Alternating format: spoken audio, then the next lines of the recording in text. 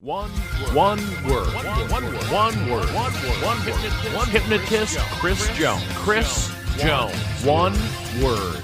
One word, Chris Jones, talking family and fun and environment. I know it's supposed to be one word, Chris, but I had a chance to spend some time with you a couple weeks ago in Chicago, your hometown, and you brought me around and showed me around all kinds of cool places and took me to your parents' house, which I thought was pretty fantastic. So I appreciate the hospitality that you showed to this guy. No, thank you for coming and enjoying my town.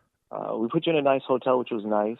Well, my fiance and I, Stacey, were getting engaged. We're thinking about renting out that hotel for the after party. But each room had a record player, you said, and all the art was local artists and Chicago artists. So, yeah, it's a good spot.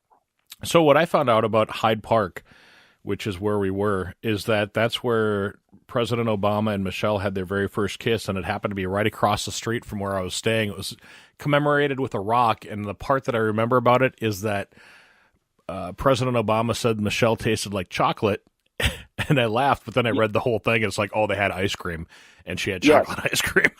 He took her out to the finest ice cream, which was Baskin-Robbins, and they kissed, and she tastes like chocolate. So what do you like best about living in Chicago? I love the lake. The lake is always good to me. There's no sharks. There's no sharks. That's really all I care about. That's amazing. No sharks, the end. No sharks, the end. But like I'd go running, take my shoes off, jump in the lake. That would be a thing. It's easy to, it's hard to get lost in Chicago because the lake is always east. And if, you can find a lake, you find north or south, and you're good. Right. What I didn't like about my visit, though, the one thing, the parking. Parking wasn't great in my neighborhood. But you found spots. You were just paranoid that you were going to get towed or ticketed. Right. I was like, no, that's good. You're good. It's a Sunday. You're good. You got this. So what I really thought was cool, Chris, with the with the visit is that you kind of took me in as like we've been friends for a long time. We have been friends for 4, 5, 6 years, but I mean, you treated me like we've been lifelong friends, and to me that's pretty amazing. And I got to see you without you knowing that I was seeing you. Well, maybe, I mean, you know what I mean? Because we walked by some homeless people and you helped them out. We went to a couple of places, and I mean, you treated everybody fantastically. But what I thought was the coolest is that you invited me into your childhood home, and you showed me where Chris Jones started, and to me that was a pretty cool thing. Thanks.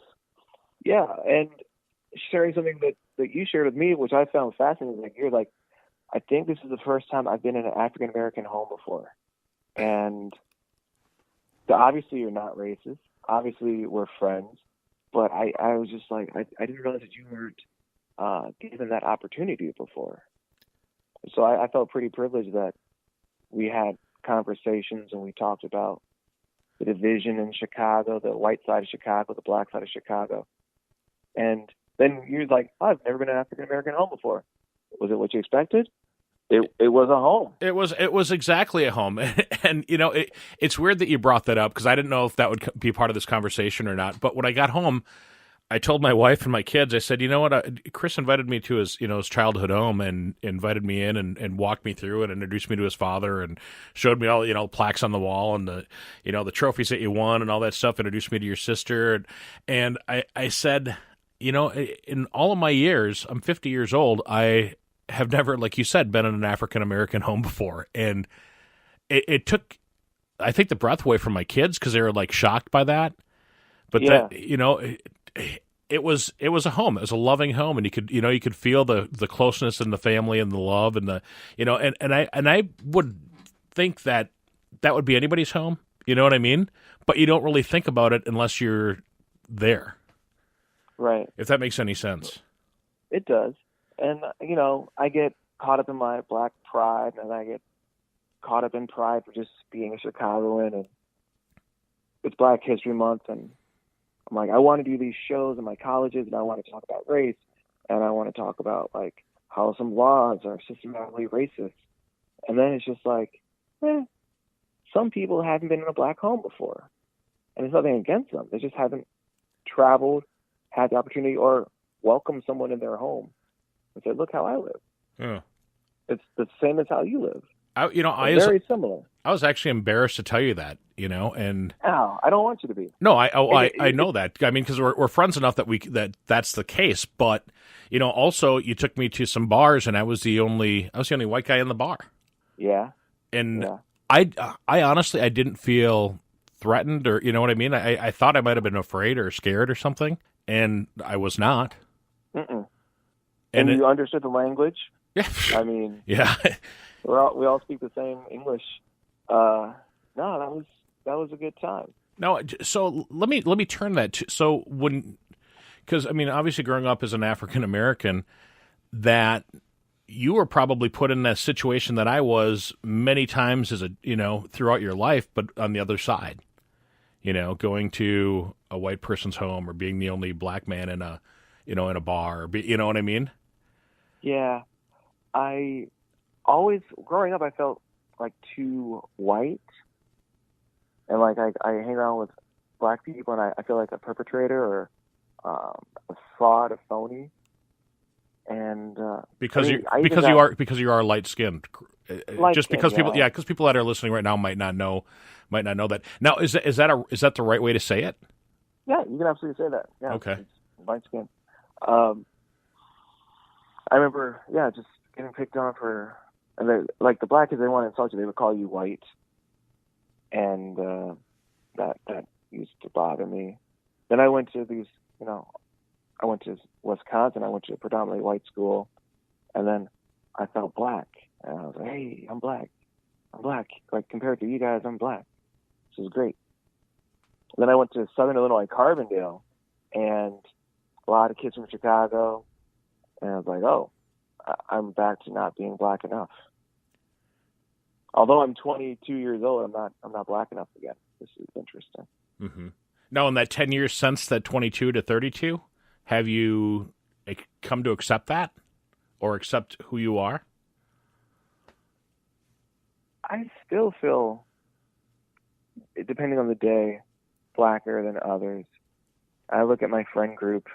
I'm like, how many African American friends do I have? How many white friends do I have? And I'm engaged to a woman who is white. And I do think that maybe people will give me a funny look. Even black women might give me a funny look and be like, "You would be with a white woman." I'm like, yeah, but she speaks Spanish. She learned on her own. She works with minorities. She's a good person. Like, you can't help who you love, and it doesn't matter who I love. You love whoever you want. And by the way, ladies, like, if I wasn't with her, would you be with me? No? All right, then don't worry about it. Don't worry about it. Or maybe I might not be with them. So it's like, oh, she took away a good black man. No, she makes me be better. So she's just making me a better man, period.